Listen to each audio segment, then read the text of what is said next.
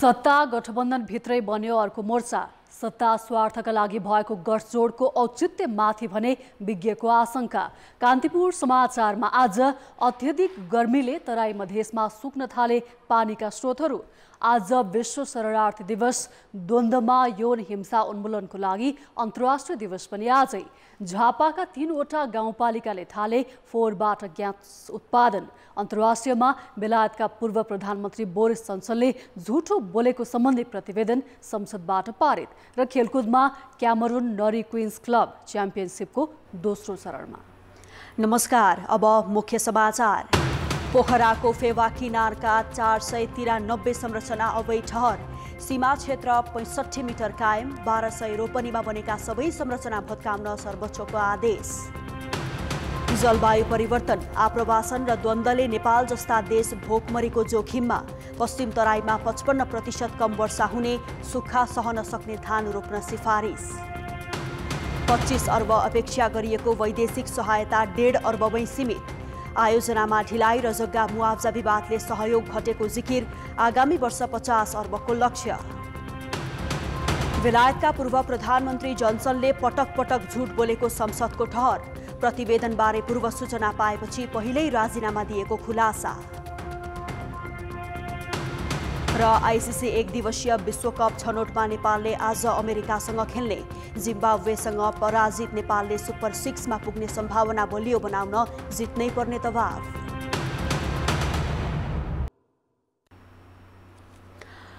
सत्तारूढ 3 दल र बाहिरको 1 दल सम्मिलित समाजवादी मोर्चालाई प्रधानमन्त्री पुष्पकमल दाहालले राजनीतिक परिवर्तन विरुद्ध लाग्नेहरूका निमित्त युद्ध घोषणा भएको दावी गरेका छन्। समाजवादी मोर्चा नेपाल घोषणा कार्यक्रममा दाहालले परिवर्तन विरोधले टाउको उठाउन खोजेकाले मोर्चा बनाइएको दावी गरेका हुन्। उनले 12 बुँदे समझदारी, विस्तृत शान्ति सम्झौता र संविधान बनाउन भूमिका खेल्ने सबैलाई हातेमालो गर्न आग्रह समेत गरे। संघीय गणतन्त्रका पक्षधर हामी यो मोर्चाबाट बिल्कुल घबराउनु पर्ने आवश्यकता छैन। बरु मैले अघि नै भने, आउनुहोस् हात मिलाउँ र यो देशलाई नयाँ बनाउने संकल्पका साथ अगाडि बढौँ। कार्यक्रममा एकीकृत समाजवादीका अध्यक्ष माधव कुमार नेपालले मोर्चाले परिवर्तन पक्षधरलाई समेट्ने बताए। कि हामी देशभक्त शक्तिहरूलाई हातेमालो गर्दै अघि बढाएर लान चाहन्छौँ। हामी परिवर्तनकामी शक्तिहरूलाई एकताबद्ध बनाएर लान चाहन्छौँ। जनता समाजवादी पार्टी नेपालका अध्यक्ष उपेन्द्र यादव र नेपाल कम्युनिस्ट पार्टीका महासचिव नेत्र विक्रम चन्दले मोर्चा निर्माण नेपाली राजनीतिका लागि नयाँ मोड भएको दावी गरे। मुलुक देखा परेका समस्यालाई हल गर्दै अगाडि बढ्न चाहन्छौँ। यो कसैको विरुद्धमा लक्षित छैन, त्यसकारणले कोही नतर्सिए हुन्छ। 7 बुँदे सहमति पत्र, 7 बुँदे घोषणा पत्र लिएर तपाईहरुको बीचमा हामी उपस्थित भएका छौँ र हामी पूर्ण आत्मविश्वासका साथ हामीले दावी गरेका छौँ यो देशको नेतृत्व अग्रगामीहरूले गर्ने हो। नेकपा माओवादी केन्द्र, एकीकृत समाजवादी, जनता समाजवादी र चन्द नेतृत्वको नेपाल कम्युनिस्ट पार्टीका शीर्ष नेताहरूले प्रतिबद्धता पत्रमा हस्ताक्षर सहित मोर्चाको घोषणा गरेका थिए। सरकारको नेतृत्व गरिरहेका नेकपा माओवादी केन्द्र सहित 3 दलले संविधान र संसदीय व्यवस्था नै नमान्ने घोषणा गरेका नेत्र विक्रम चन्दलाई समेटेर समाजवादी मोर्चा किन बनाउनु परेको होला? संविधानको रक्षा गर्न भन्दै गठन गरिएको मोर्चामा संसदीय चुनाव नै बहिष्कार गर्दै आएको दल पनि अटाएको छ। यस्तो अवस्थामा हिजो तामझामका साथ घोषणा भएको समाजवादी मोर्चाको भविष्यमा नै विश्लेषकहरूले आशंका गरेका छन्।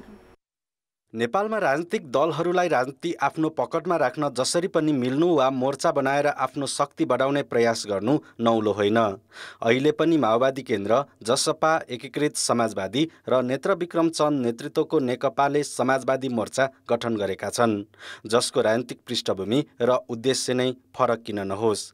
2074 सालको निर्वाचनमा एमाले र माओवादी केन्द्रबीच मोर्चाबन्दी र एकता नै भयो। 2079 सालको निर्वाचनमा पनि 5 दलीय मोर्चा बन्यो, तर यी कुनै मोर्चाबन्दी टिकाउ भएनन्। अहिले प्रतिनिधि सभामा 32 सिट रहेको माओवादी केन्द्रको अगुवाईमा 4 दलीय मोर्चा बनेको छ। आफ्नो अस्तित्वको सङ्कट परिसकेपछि यस्ता मोर्चाहरू बन्छन् र त्यो एउटा चरण पार गरिसकेपछि स्वतः तरिकाले भत्केका छन् र पार्टी नै त भत्केको छ भनेदेखि जस्तो कि हिजो उपेन्द्र यादव र डाक्टर भट्टराईको बीचको एकता सकिएन। त्यसपछि अब एमाले बीचका दुईटा पार्टीहरू अलग रहे हैन। त्यसपछि विप्लवजीले धेरै ठुलो काम गर्छु भनेर सुरुवात गर्नुभएको उहाँले केही परिणाम दिन सक्नु भएन। त्यसले गर्दाखेरि बाध्यताका उपजहरू यस्ताहरू मोर्चाहरू बन्छन्। जबकि त्यस चरण पार गरिसक्छ त्यसपछि फेरि आफ्ना हैसियतमा जान्छन्। समाजवादको आधार निर्माण गर्न भन्दै गठन गरिएको मोर्चाको भित्री उद्देश्य सरकारमा रहेर शक्ति आर्जन गर्नु नै हो। त्यति मात्र होइन, संसदमा 88 सिट भएको काङ्ग्रेस र 79 सिट भएको एमालेलाई मोर्चा बिना सरकार गठन सम्भव छैन भन्ने सन्देश दिनु पनि हो। नेताहरूले नेपालमा देखिएको कम्युनिस्ट पार्टीप्रतिको रुझानलाई जोगाउन यो प्रयास गरेको भए पनि निरर्थक हुने बुझाइ विश्लेषकको छ। अहिलेसम्म यस्ता बनेका मोर्चाहरूले एकदम दल बनेर एकदम सुदृढ दल बनेको चाहिँ हामी कहाँ त्यो इतिहास छैन। अब अपेक्षा राख्ने आफ्नो ठाउँमा छ।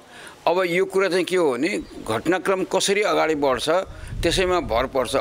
4 दलको मोर्चाबन्दीले कार्यकर्तामा केही उत्साह ल्याए पनि विचार, कार्यदिशा र व्यवहारमै अल्मलिएका दलहरू बीचको मोर्चाबन्दी कर्मकाण्डमा मात्रै सीमित नहोला भन्न सकिन्न। कान्तिपुर समाचारका लागि जिल्ला सहकर्मीहरूको सहयोगमा क्यामेरामा पशुपति बुढाथोकीको साथमा अवतार राई, काठमाडौँ। नेपाली काङ्ग्रेसका सभापति शेरबहादुर देउवाको कार्यशैलीलाई लिएर पार्टीभित्र प्रश्न उठ्ने गरेको छ। कहिले राष्ट्रिय महत्त्वका विषयमा एक्लै निर्णय गरेको त कहिले पार्टीका विभिन्न पदमा आफू खुसी नियुक्ति गरेको भन्दै आलोचना हुने गरेको छ।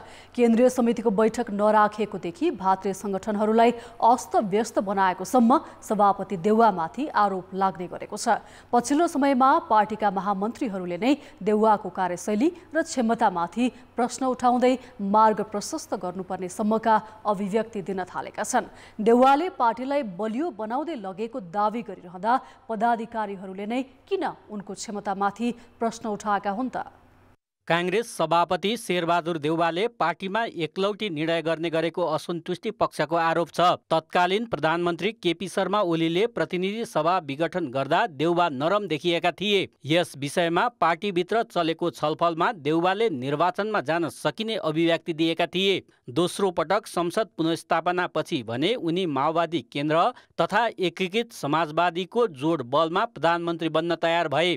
2079 वैशाखको चुनाव अघि 5 दल बीच भएको सहमति अनुसार देउवाले पुष्पकमल दाहाललाई प्रधानमन्त्री बनाउने आश्वासन दिएका थिए।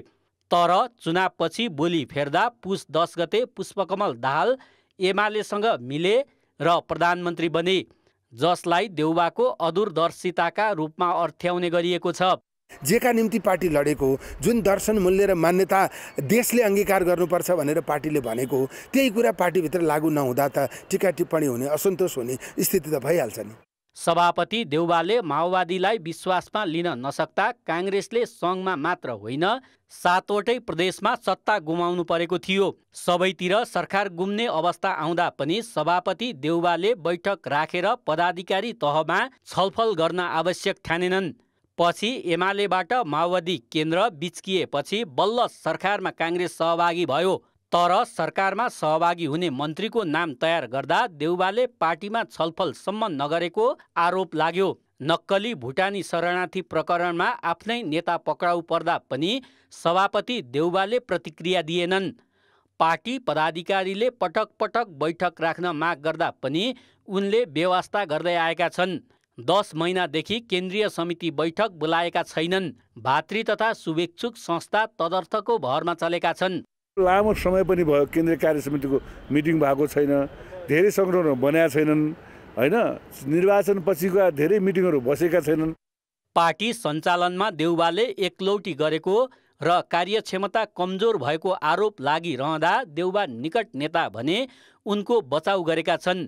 देउवाकै रणनीति अनुसार गुमेको सरकार पुनः प्राप्त भएको भन्नेहरू पनि कम छैनन्। पार्टीको नितान्त आन्तरिक जीवनसँग सम्बन्धित केही राजनीतिक अथवा पार्टीका संरचनाहरू भनेको बेलामा तयार भएनन्, गठन भएनन्, त्यति त हो। तर जनताका बीचमा त पार्टी त स्थापित भएको छ, पुनर्स्थापित भएको छ। सबभन्दा ठुलो पार्टी भएको छ। राजनीतिमा मूल्याङ्कनको पहिलो आधार त त्यही होला। काङ्ग्रेस सभापति देउबा कम बोल्ने र सञ्चार माध्यममा सकेसम्म टाढा बस्न रुचाउने नेता हुन्।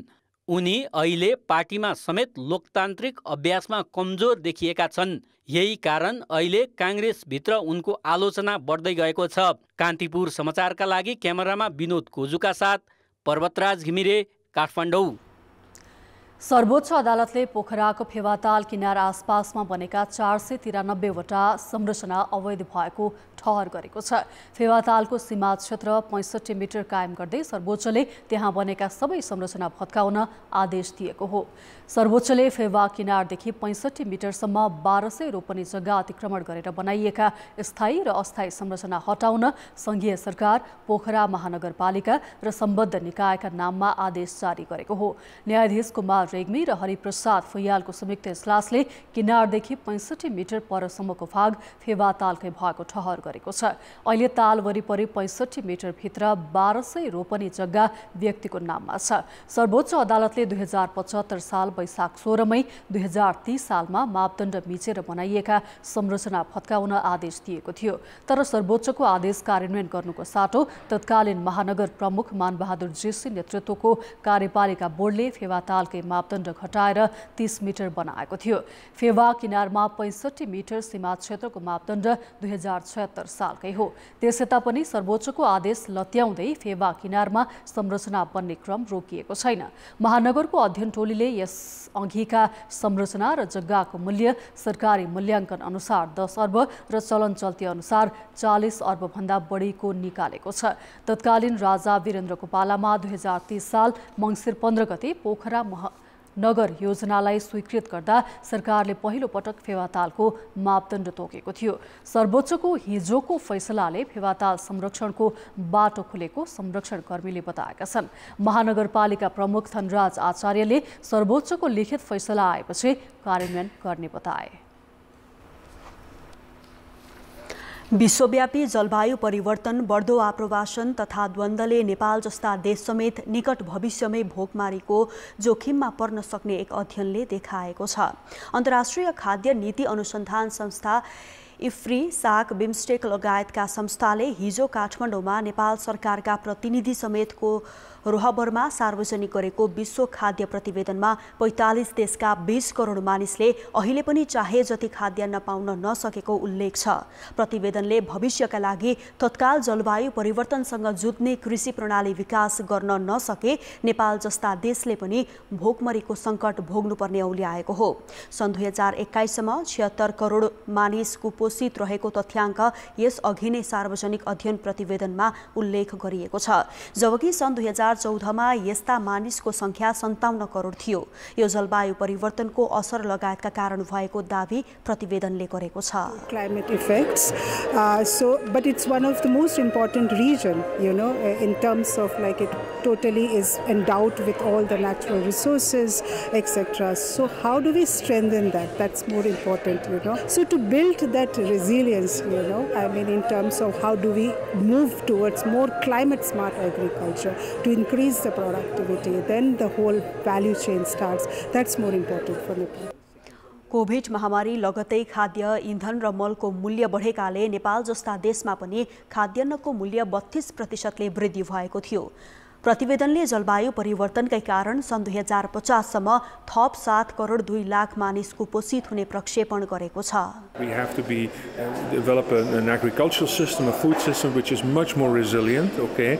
And for that we need to work both on the production side with the farmers and with the value chains, but also on the consumption side, dealing with the most vulnerable, protecting them, making sure they can access not just affordable food but also nutritious food. कृषि मन्त्रालयका अधिकारीहरू खाद्य सुरक्षा कायम गर्न नेपाल सरकारले आवश्यक तयारी गरिरहेको दावी गर्छन्। नेपाल कृषि अनुसन्धान परिषद तथा कृषि सूचना केन्द्रले देशका 26 जिल्लामा किसानलाई विश्वव्यापी जलवायु परिवर्तनको असर र सावधानीका साथै मौसमको पूर्व जानकारी दिने गरेको बताएका छन्। त्यस्तै नेपाल कृषि अनुसन्धान परिषदले धान, मकै, गहुँ तथा आलुमा जलवायु परिवर्तन अनुकूलन, रोग किरा अवरोधक सहन सक्ने र बढी उत्पादन दिने नयाँ जातहरूको विकास गरेको बताएको छ। बाँके, बर्दिया, कैलाली र कञ्चनपुर सहित पश्चिम तराईका जिल्लामा सरदरभन्दा 55% कम वर्षा हुने सम्भावना रहेको भन्दै कृषि विभागले किसानहरूलाई सुक्खा सहन सक्ने धानका जातको ब्याड राख्न सूचित गरेको छ। तर यस्तो सूचना सबै किसानले नपाएको गुनासो गरेका छन्। औसतभन्दा आधा कम वर्षा हुने प्रक्षेपणसँगै पश्चिम तराईमा खरडीको जोखिम देखिएको छ। कृषि विभाग अन्तर्गतको कृषि सूचना तथा प्रशिक्षण केन्द्रले यो वर्ष खडेरी पर्न सक्नेतर्फ सचेत गर्दै देशभरका किसानलाई मोबाइल फोनमा SMS पठाएको छ। AITC सञ्जालमा जोडिएका किसानलाई पठाइएका त्यस्ता SMSमा देशभर सरदरभन्दा 35 देखि 55% सम्म कम वर्षा हुने सम्भावना रहेकाले सिँचाइ नहुने अर्थात् कुलो पानी नलाग्ने र आकाशको भरमा खेती गर्नुपर्ने किसानलाई सुक्खा सहन सक्ने जातको धानको ब्याड राख्न अनुरोध गरिएको हो। यस्तो सूचना पाएका किसानले खडेरीको मार सहन सक्ने जातको धानको ब्याड राख्न थालेका छन्। मोबाइलमा मेसेज आएको थियो सर, त्यो अनुसार चाहिँ हामीले यो राधाचार भन्ने चाहिँ यो सुक्खा ठाउँमा हुने खालको त्यो बिउहरू र अन्य पनि कम पानीमा हुने खालको बिउहरू चाहिँ ल्याएर राख्न विचार त्यो राख्न लागिरहेका छौँ। मालूम नहीं कि सब किसान का कहीं नहीं पहुँचा है। अब जिगा पहुँचाए होगा पहुँचा देते, सब किसान का जब पहुँचावे तो ठीक है। अब बड़े बड़े नेतन का पहुँचावत है ना, गरीब का थोड़ा नहीं देखा था। मध्य नेपालसम्म मनसुन छाइसक्दा पश्चिम तराईका जिल्लामा अझै पानी परेको छैन, जसका कारण खेतबारी सुकेर धुलो उड्न थालेको छ। हिलामे हुनुपर्ने खेतमा फुङ्ग धुलो उड्दा किसान चिन्तित छन्। खडेरीले धेरै समस्याहरू ल्याएको छ। नलकामा पानी नआउने, बोरिङमा पनि पानी नआउने, अनि चाहिँ अब यो पानी नआउँदाखेरि सबै मतलब खेतीपाती सुकेर मकै पनि सब सुक्यो। मुख्य अन्नबाली धान रोप्ने बेलामा समयमै वर्षा नभएपछि खेतबारी त सुकेका छन् नै, बहाव घट्दा खोला किनारकै खेतमा समेत धाजा फाटेको छ। खजुरा गाउँपालिकाका 19वटा डिप बोरिङ बन्द छन्। मर्मत गरे चल्न सक्ने यस्ता बोरिङ मर्मत खर्च उठाउन नसक्दा किसानको चिन्ता थप बढेको छ। 100 बिघा जग्गामा सिँचाइ मजासँग हुन्थ्यो, हामीले सब देखेकै हो। यो बोरिङ 18 वर्ष सञ्चालन भयो रेगुलर। त्यस पछाडि आएर जब बिग्रेदेखि यसलाई अब मर्मत पनि गरिएन। खडेरीको खतरा देखिएका क्षेत्रमा यो वर्ष धान बालीका लागि मौसम प्रतिकूल देखिएको कृषि ज्ञान केन्द्रहरूले जनाएका छन्। बाँके र बर्दियाको लागि सबभन्दा राम्रो त राधा 4 नै फेमस जात हो, तर राधा 4 पनि लगाउन सक्नुहुन्छ। राधा 4 मोटो भएको हुनाले त्यति मन नपराउने मान्छेहरूले हर्दीनाथ 4 पनि 115 दिनमा पाक्ने र त्यसले पनि सुक्खा सहन सक्ने जात मध्येकै पर्छ। भने घैया 2 पनि हामीले सिफारिस गर्छौँ कृषकहरूलाई। सुक्खा 4, सुक्खा 5, सुक्खा 6 जातको धानलाई पनि सुक्खा सहन सक्ने क्षमता भएको धान भएको हुनाले हामी कृषक दाजुभाइहरूलाई त्यसलाई सल्लाह दिन्छौँ। सिँचाइ सुविधा भएका क्षेत्रका किसानले धानको ब्याड राखेका छन्, तर चर्को गर्मीले ब्याड राखेकै खेतमा समेत धाजा फाटेको छ। कान्तिपुर समाचारका लागि सविता जीसीका साथ जे पाण्डे, नेपालगञ्ज, बाँके। विश्वविद्यालय अनुदान आयोगले सम्बन्धन प्राप्त क्याम्पसहरूलाई गुणस्तर सुनिश्चित प्रमाणपत्र QAA प्रदान गर्ने गर्छ। यसको अर्थ हो ती क्याम्पस गुणस्तरीय शिक्षाका लागि लायक छन्। तर आयोगले उच्च शिक्षा परियोजना मार्फत क्याम्पसहरूलाई QAA मा जान आग्रह गर्दै आए पनि 88 वटाले त्यस्तो प्रमाणपत्र लिएका छन्। अधिकांश क्याम्पसलाई यसमा रुचि नै छैन। विश्वविद्यालय अनुदान आयोगले QAA अर्थात् गुणस्तर सुनिश्चितता तथा प्रत्यायनकृत प्रमाणपत्र प्राप्त गर्न पर्याप्त भौतिक पूर्वाधार, गुणस्तरीय शिक्षा, अनुसन्धात्मक कार्य, 50% पूर्णकालीन शिक्षक हुनुपर्ने लगायतका मापदण्ड तोकेको छ। QAA प्राप्तिपछि ती शैक्षिक संस्था गुणस्तरीय शिक्षाका लागि लायक मानिन्छन् र विद्यार्थी र अभिभावकको आकर्षण पनि बढ्छ। मैले यो ISO प्राप्त गरेको वस्तु किने भने यसमा मैले चाहिँ यस्तो गुणस्तर चाहिँ यस्तो लुकाउँदैन भन्ने जुन कुरा तपाईँ प्राप्त गर्नुहुन्छ, यो QAA प्राप्त गरेको क्याम्पसमा पनि एउटा विद्यार्थी भर्ना भइसकेपछि उसले प्राप्त गर्ने जुन क्वालिटी एजुकेसन त्यसले प्राप्त गर्छ भन्ने कुराको एस्युरेन्स हो यो हेर्नुहोस्। त्यसकारण यो आवश्यक हो। यति हुँदाहुँदै पनि क्याम्पसहरूले QAA प्रमाणपत्र लिन रुचि देखाएका छैनन्। आयोगका अनुसार 14 वर्ष अवधिमा देशभरका 1300 क्याम्पस मध्ये 88 वटाले मात्र QAA प्राप्त गरेका छन्।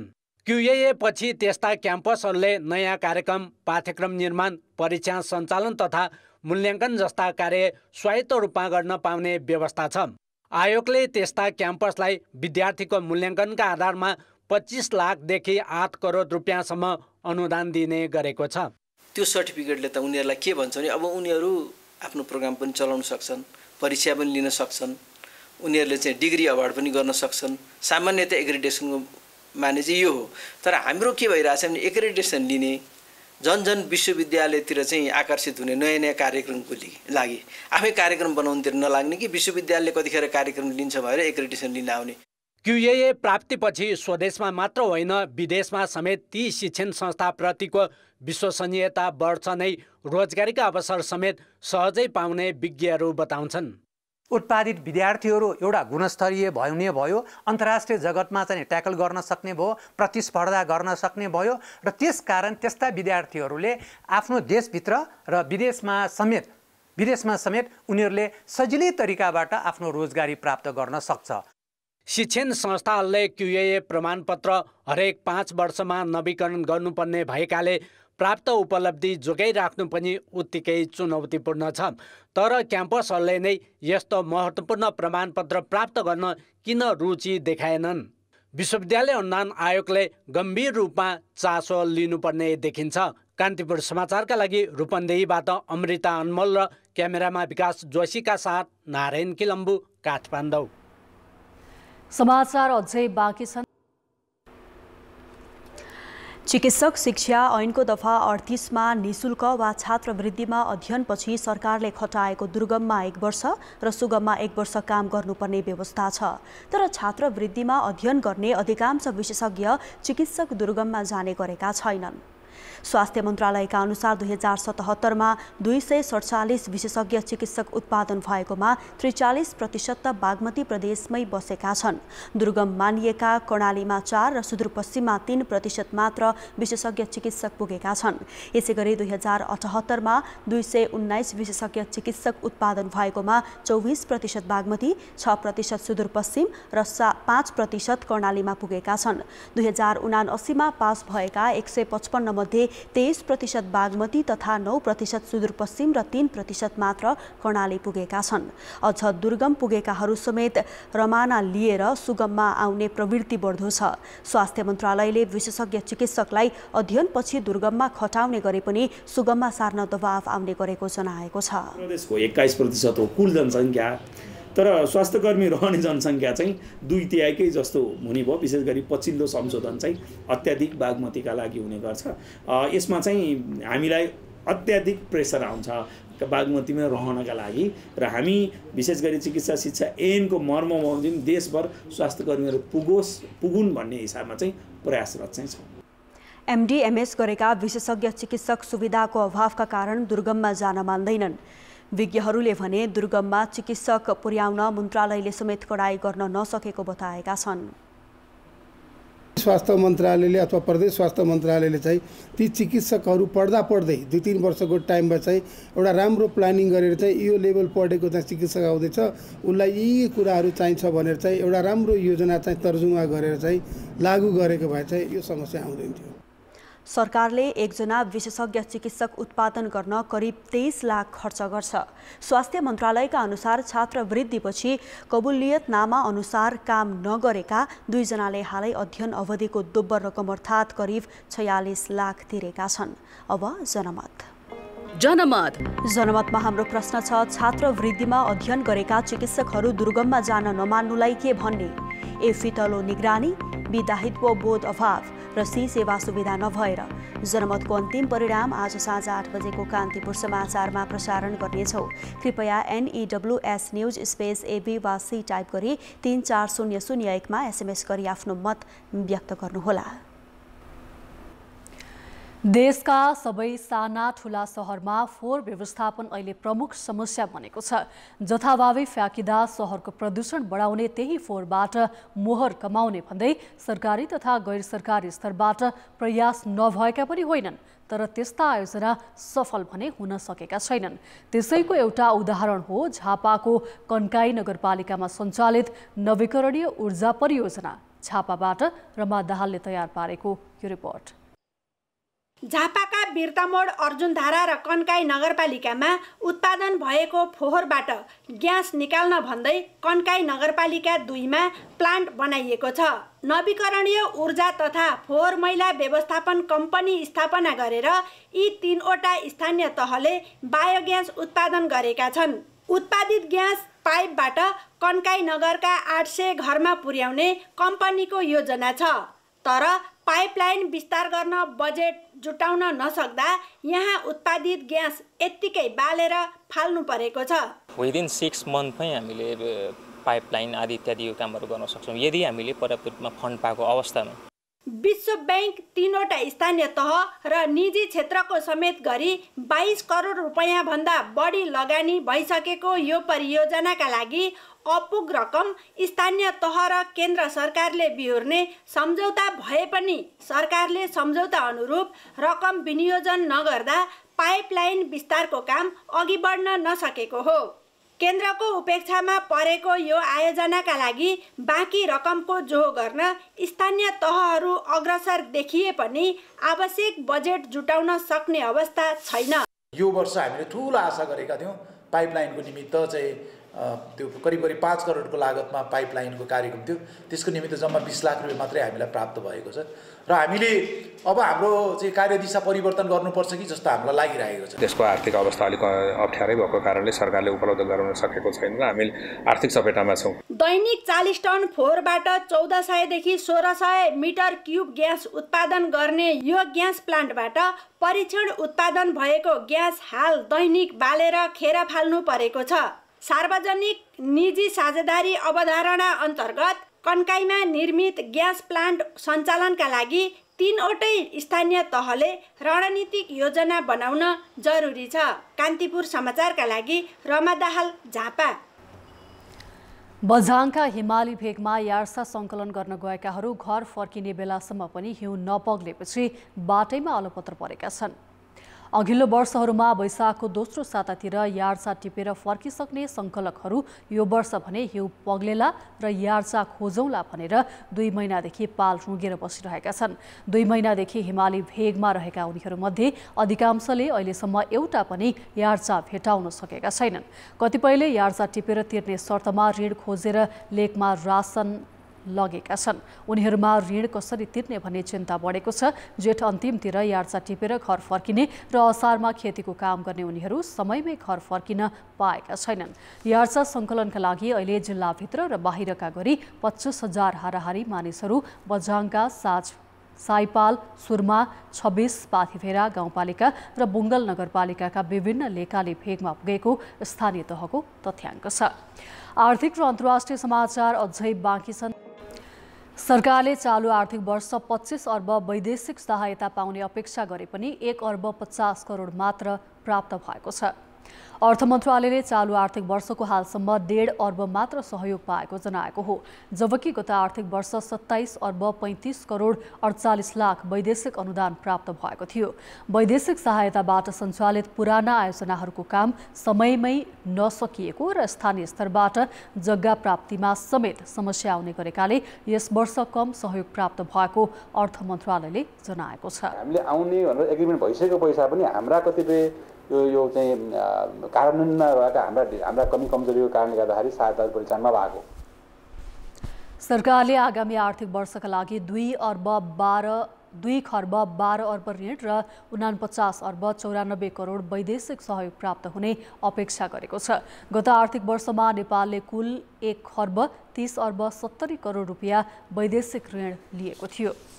काठमाडौँको कालीमाटी तरकारी बजारमा मूल्य नपाएको भन्दै 3 टन गोलभेडा पोखेर किसान तथा व्यवसायीले विरोध जनाएपछि स्वदेशी तरकारीको बजारीकरणको विषय पुनः उठेको छ। हरेक वर्ष जसो किसानले आफ्ना उत्पादन सडकमा फ्याँकेर विरोध जनाए पनि समस्या न्यूनीकरणका लागि भने सरकारले ठोस पहल गरेको छैन। बजारीकरण तथा भण्डारणको व्यवस्था नहुँदा किसानले बेला बेलामा तरकारी पोखेर आक्रोश पोख्ने गरेका छन्। सरकारले धेरैभन्दा धेरै स्थानमा चिस्यान केन्द्र स्थापना गर्ने भने पनि पूरा भएको छैन।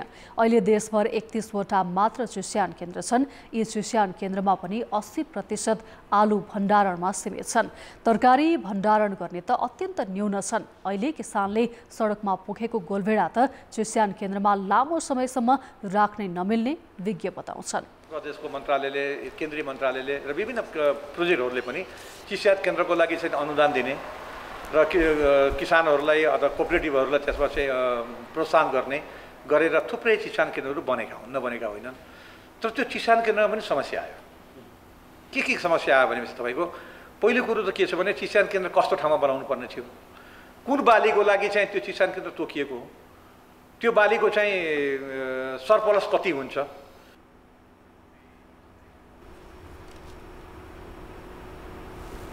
अब जनताको आवाज हामीले 7 प्रदेशमा सोधेका छौं। किसानले उत्पादन गरेका कृषि उपज सडकमै फाल्नुपर्ने अवस्थाको अन्त्य गर्न के गर्नु पर्ला? जनताको आवाज। ठाउँ ठाउँमा भण्डारणको व्यवस्था गर्नुपर्छ। बारीबाट आउने कुराहरू सबै बन्द गरिदिनु, रोक लगाउनु भने हाम्रो नेपालमा भएको उत्पादन सायद नेपालमै पुग्दैन। अझै धेरै गर्नुपर्छ, फ्याल्नै पर्दैन। चिस्यान केन्द्र बनाएर पछि युज गर्न सकिन्छ। किसानबाट डाइरेक्ट आउनु पर्यो, बीचमा माध्यम हुनु भएन। सरकारले किसानहरूलाई बिउहरू अनुदानमा दिएर र त्यो बिउबाट उब्जेको खाद्य पदार्थहरू आफैले सही मूल्यमा खरिद गर्यो भने यस्तो अवस्था आउँदैन। उत्पादनको अब सबै चाहिँ सङ्कलन ग्यारेन्टी सरकारले लिनु पर्यो। किसानहरूको उत्पादन भएको वस्तुलाई बजारको व्यवस्थापन गर्ने, कृषकहरूको वस्तुहरू उत्पादन धेरै भएको बेला राज्यले स्टोर गर्ने व्यवस्था मिलाइदिनु पर्छ। तरकारी खेती गरेर उचित मूल्य बजार पनि पाउनु पर्यो। भारतबाट आयात हुने जति पनि छ साग तरकारी फलफुललाई हामीले लिगल रूपमा हामीले भित्राउनु पर्ने हुन्छ। सरकारले बजार भाव यसरी तोकिएर पनि राम्ररी व्यवस्थापन गरिदिए भने आफूले लागेको खेती आफ्नै गाउँघरमा व्यवहार हुन पर्यो। कोल्ड स्टोरहरू बनाउनु भयो भने चाहिँ यस्तो अवस्था नआउनु थियो। उचित बजारको व्यवस्थापन गर्नु पर्यो। स्थानीय लेभलबाटै यसको उचित बजार व्यवस्थापन निर्धारण गर्यो भनेदेखि इन्डियाबाट आउने जो पनि तरकारी छ त्यसलाई एकदम रोक गरिदिनु पर्यो। किसानले उत्पादन गरेको चाहिँ तरकारीदेखि लगायत सबै कुरो चाहिँ राज्यले खरिद गरिदिनु पर्यो। ठाउँ ठाउँमा हाट बजार खोलाएर ठाउँ ठाउँबाट बिक्री वितरण गर्ने र बाहिरबाट आएको चिजलाई चाहिँ रोक्न जरुरी छ।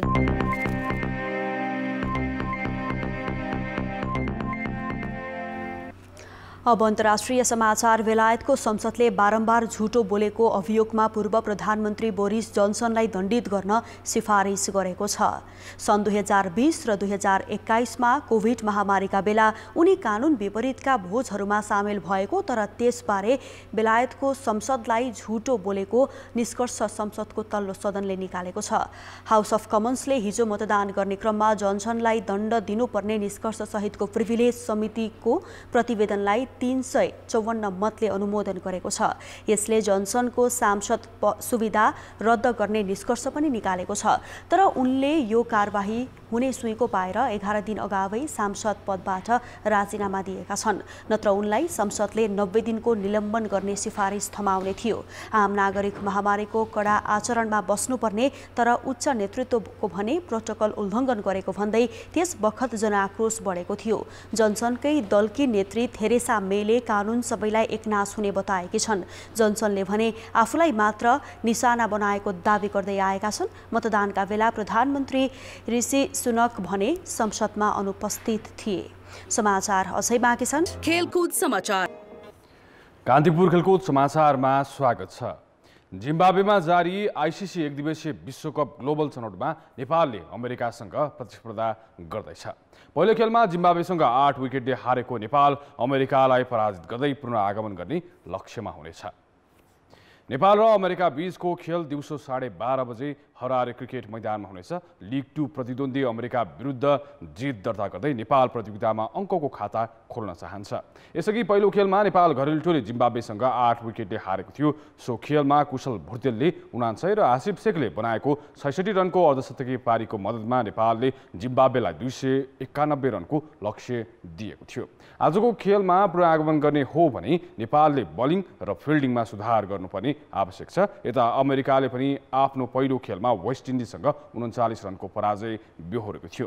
नेपाल र अमेरिका बीच यसअघि 2022 मा यो फर्मेटमा आइसिसी विश्व क्रिकेट लिग 2 अन्तर्गत टेक्ससमा भेट भएको थियो, जसमा अमेरिका 39 रनले विजयी भएको थियो। पछिल्ला 5 भेटमा 2 खेलमा नेपालले जित्दा अमेरिका 2 खेलमा विजयी भएको छ। 1 खेल नो रिजल्टमा दर्ज भएको छ। प्रशिक्षक मोन्टी देसाईले नेतृत्व सम्हालेपछि नेपालले पहिलो पटक अमेरिकासँग प्रतिस्पर्धा गर्दैछ। रोहित पौडेलको पनि कप्तानका रूपमा अमेरिका विरुद्ध यो पहिलो खेल हो। युरोकप छनौटमा फ्रान्सले अपराजित यात्रा कायमै राखेको छ। केलियन एम्बापेको कप्तानीमा रहेको फ्रान्सले ग्रिसलाई 1-0 गोलले हराएको छ। समूह बी अन्तर्गत स्टेड डी फ्रान्समा भएको खेलको पहिलो हाफ गोलरहित बराबरीमा रोकियो। 55औं मिनेटमा फ्रान्सले पेनाल्टीमा गोल गर्ने मौका पायो, जसमा एम्बापेले गरेको पहिलो प्रहार गोलरक्षकले रोकेका थिए। त्यतिबेला ग्रिसका डिफेन्डर पेनाल्टी प्रहार गर्नु अघि बक्सभित्र प्रवेश गरेकाले घरेलु टोलीले दोस्रो मौका पाएको थियो। त्यसमा भने एम्बापेले सहजै फिनिसिङ गरे। ग्रिसका माबो पानोसले त्यसपछि पनि रान्डल कोलो मुआनीलाई फाउल गरेपछि रातो कार्ड पाएर मैदान बाहिरिए। बाँकी समय ग्रिस खेलमा फर्कन सकेन। यो सँगै 4 खेलमा फ्रान्स क्लिन सिट राख्दै 100% जित दर्ता गर्न सफल भएको छ। शीर्ष स्थानको फ्रान्सको 4 खेलबाट 12 अङ्क छ। 1 खेल कम खेलेको ग्रिसको 6 अङ्क छ। यस्तै सोही समूहमा भएको अर्को खेलमा नर्थ आयरल्यान्डले जिब्रोल्टरलाई 3-0 गोलले हराउँदै अङ्कको खाता खोलेको छ। यस्तै युरोकप छनौट अन्तर्गत समूह सीमा इङ्ल्यान्डले नर्थ मेसिडोनियालाई 7-0 गोलले हराएको छ। इङ्ल्यान्डको जितमा बुकायो साकाले ह्याट्रिक पूरा गरे। ओल्ड ट्राफोर्डमा भएको खेलको 29औं मिनेटमा लुक शले दिएको क्रसमा ह्यारी केनले गोल गरेर इङ्ल्यान्डको खाता खोले। 38औं मिनेटमा साकाले गोल गरी इङ्ल्यान्डको अग्रता दोब्बर बनाए। पहिलो हाफको अन्तिम मिनेटमा मार्कस रासफोर्डले गोल गरेपछि इङ्ल्यान्ड 3-0 ले अघि बढ्यो। दोस्रो हाफ सुरु भएको मात्रै 2 मिनेटमा व्यक्तिगत दोस्रो र 51औं मिनेटमा फेरि गोल गरी साकाले राष्ट्रिय टिमबाट पहिलो ह्याट्रिक पूरा गरे। 64औं मिनेटमा वैकल्पिक खेलाडी काल्भिन फिलिप्सले गोल गरे। 73औं मिनेटमा केनले पेनाल्टी मार्फत गोल गरी टिमको जित सुनिश्चित बनाएका हुन्। तालिकाको शीर्ष स्थानमा रहेको इङ्ल्यान्डको यो 4 खेलमा चौथो जित हो। चौथो स्थानमा रहेको मेसिडोनियाको 3 अङ्क छ। समूह डी अन्तर्गत वेल्सले टर्कीसँग 2-0 गोलको पराजय बेहोरेको छ। पहिलो हाफमा जो मोरेल रातो कार्ड पाएर मैदान बाहिरिएपछि वेल्स 10 खेलाडीमा छरेको थियो। त्यसको फाइदा उठाउँदै 72औं मिनेटमा नेमेत उमुथ नाहिर र 80औं मिनेटमा अर्धग्रासले गोल गरेर टर्कीको जित सुनिश्चित बनाएका हुन्। लगातार दोस्रो पराजयपछि वेल्सको युरोकप छनौट यात्रामा ठूलो धक्का लागेको छ। कान्तिपुर खेलकुद समाचार अहिलेलाई यति नै। कान्तिपुर समाचार अहिलेलाई सकियो। कान्तिपुर टेलिभिजन हेर्दै गर्नुहोला। नमस्ते।